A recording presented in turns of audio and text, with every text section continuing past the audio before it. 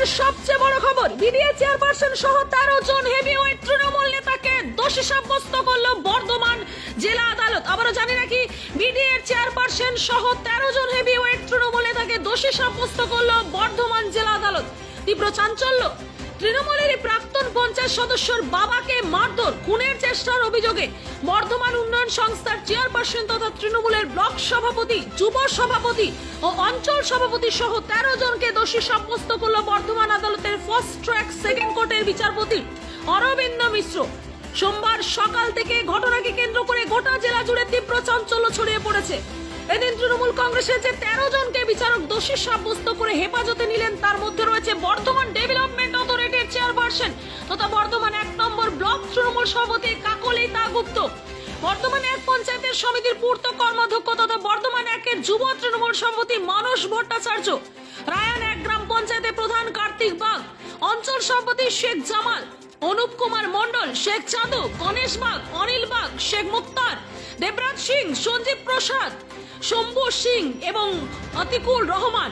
আদালত সূত্রে জানা গেছে এফআইআর এ 15 জনের নাম ছিল, সবাই জামিনে মুক্ত ছিলেন। তার মধ্যে ভীম সিং এবং সজল শর্মাকে বেকসুর খালাস করে 13 জনকে কাস্টাডি নিতে নেয় আদালত। আসামি পক্ষের আইনজীবী বিশ্বজিৎ দাস এবং কমল দত্তরা ঠিক কি জানিয়েছেন আমরা শুনে নেব। ঘটনাটা 1/9/17 সালে একটা মারপিটে, গ্রুপ রাজনীতির মারপিটে একটা ঘটনা। 17 সালে সেই পরিপ্রেক্ষিতে একটা মামলা হয়েছিল। সেই মামলায় বিচারক ফার্স্ট ট্র্যাক সেকেন্ড কোর্ট আজকে 15 জন আসামির মধ্যে 13 জনকে কাস্টাডি দিয়েছে। কাকলি দাগুপ্ত, মানস ভট্টাচার্য, কার্তিক বাগের বাবা, কার্তিক বাগের ভাই, আর আতিকুর রহমান, জামাল। দোষী সাব্যস্ত করলেন। উনি কাস্টডি নেওয়া মানে অবশ্যই দোষী চিন্তা করেছেন। রায় এটা 326, 307 মানে অ্যাটেম্প টু মার্ডারের 326 আর 307 মেন, মানে আরও সেকশন আছে, তার মধ্যে এই দুটো হচ্ছে মেন সেকশন। ঘটনাটা কি হয়েছিল? ঘটনাটা কি মনে আছে? কি অভিযোগ করেছিলেন? ঘটনাটা আমি যেটুকু জানি আর কি, মানে একজন পুকুরে পড়ে যে আঘাত লেগেছিল চোখে, কিন্তু সেইটাকে কাগজ কলমে বলা হয়েছিল তাকে মেরে চোখ নষ্ট করে দেওয়া, এই অভিযোগ ছিল। হসপিটালাইজ হয়েছে। কোন থানার কেস ছিল এটা? বর্ধমান থানা। অ্যাকচুয়ালি দেখুন, আজকে ঘোষণা বলতে আজকে সাব্যস্ত করেছেন। ঘটনাটা ছিল ইংরেজি 5/9/17 তারিখে একজন সন্ধ্যা পাল বলে একজন একটা কমপ্লেন করে যে ওনার স্বামী দেবু পাল ওই সময় ওই পাড়ার ওখানে বসেছিল। সেই সময় বেশ কিছু লোকজন এসে ওনার স্বামীকে প্রচণ্ডভাবে মারধর করে এবং ওনার স্বামীর চোখে গুরুতর জখম হয় এবং এই হিসেবে 15 জনের নাম করেছিল এবং বলেছিল আরও অনেকজন আছে যাদের আমরা চিনিও না জানিও না। এই কমপ্লেনটা লজ হয়েছিল পরের দিন 6/9/17 এবং তার বেসিসে কেস স্টার্ট হয় এবং পরবর্তীকালে প্রত্যেকে জামিন পায়। জামিন পাওয়ার পরে ট্রায়াল চলছিল।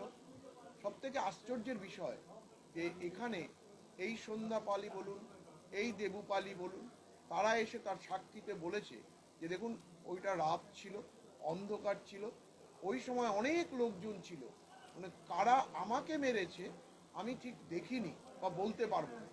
মানে যতজন সাক্ষী দিয়েছে তারা কেউই বলতে পারেনি যে ওই দিন এই ঘটনার সময় কারা ছিল এবং কারা ওই দেবুপালকে মারধর করেছিল। ফলে আমাদের আইনের ভাষায় মানে আমরা যেটা বলি প্র্যাকটিক্যালি এটা নো এভিডেন্স, অর্থাৎ কোনো এভিডেন্সই কোর্টের সামনে ডাইরেক্টলি এলো না যেখান থেকে কেউ বলল যে এই যে 15 জন ট্রায়াল ফেস করছে তারা কেউ এই ঘটনার মধ্যে যুক্ত বা তারা কোনো অ্যাক্ট করেছে বা তারা মারধর করেছে বা তাদের দ্বারা উনি জখম হয়েছে। অভিযুক্ত মানস ভট্টাচার্য এদিন জানিয়েছেন এটা মিউচুয়াল কেস। এমনকি এদিন খোদ তৃণমূল শিবিরে বড় সড় প্রশ্ন দেখা দিয়েছে। এই ঘটনা আদালতের বাইরে মীমাংসা হয়ে গিয়েছিল, তাহলে কিভাবে বিচারক 13 জনকে দোষী সাব্যস্ত করলো? বস্তুত এদিন সকাল থেকে বর্ধমান আদালত জুড়ে ছিল প্রশ্নে চিহ্নে ঘেরা। আইনজীবী মহলের অভিমত অনুসারে ঘটনার অভিযুক্ত কমপক্ষে 7 থেকে 10 বছরের সাজা হতে পারে। অভিযুক্তদের বিরুদ্ধে 341, 323, 324, 325, 328 এবং 307 এবং 34 আইপিসি অনুযায়ী মামলা দায়ের হয়। আদালত সূত্রে জানা গেছে ঘটনায় অভিযুক্তদের বিরুদ্ধে সাক্ষ্য নিয়ে বিচারক সন্তুষ্ট হতে পারেনি, আর তাই তিনি এই কেসে পৃথকভাবে বর্ধমান মেডিকেল কলেজ ও হাসপাতালের 3 জন চিকিৎসককে আলাদা আলাদা করে বয়ান নেন। বস্তুত আইনজীবী মহলের মতে এই মামলার মূল টার্নিং পয়েন্ট ন্যায় চিকিৎসকদের বয়ান। যে অভিযুক্ত তৃণমূল নেতৃত্ব এদিন জানিয়েছেন এটা মিউচুয়াল কেস, চিকিৎসকদের বয়ানে সে মিউচুয়াল বিষয়টিতে জল ঢেলে দেয়, আর তাতেই বিচারক অভিযুক্তদের দোষী সাব্যস্ত করে কাস্টাডিতে নেয় বলে মনে করছেন আইনজীবী মহল। আজ মঙ্গলবার বিচারক অভিযুক্তদের বিরুদ্ধে কি সাজা ঘোষণা করেন তার দিকে তাকিয়ে গোটা জেলা, এমনকি এদিন ভিড়ে ঠাসা আদালত চত্বরে অভিযুক্তদের সংশোধনাগারে নিয়ে যাওয়ার সময় কয়েকজনকে বলতে শোনা গেছে তৃণমূলের অপরতলার নেতৃত্বের সঙ্গে কথা হয়ে গেছে, 2-3 দিনের মধ্যেই জামিন হয়ে যাবে। উল্লেখ্য এদিন হেভিওয়েট তৃণমূলের 13 জনকে দোষী সাব্যস্ত করে জেলে হাজতে নেওয়ার ঘটনা এদিন সকাল থেকে গোটা আদালত চত্বর তৃণমূল নেতা কর্মীদের ভিড়ের পাশাপাশি মোতায়েন ছিল প্রচুর পুলিশ।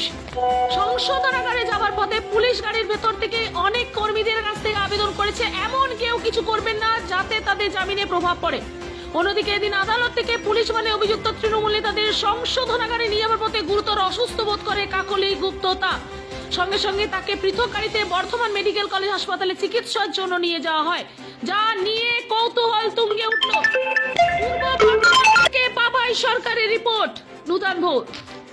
কি বলবে জামালদা, কি বলবে? মিউচুয়াল মামলা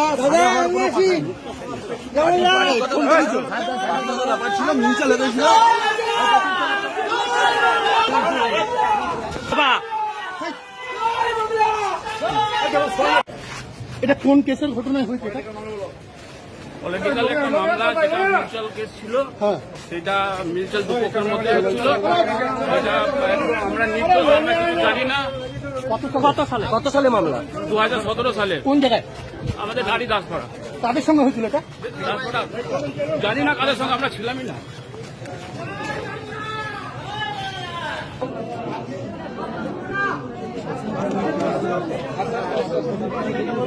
কাকুলিজি কিছু বলবেন? কাকুলিজি কিছু বলবেন? কাকুলিজি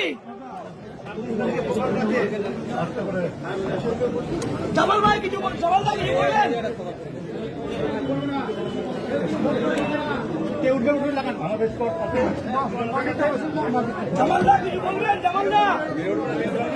দিদি কি বলবেন? দিদি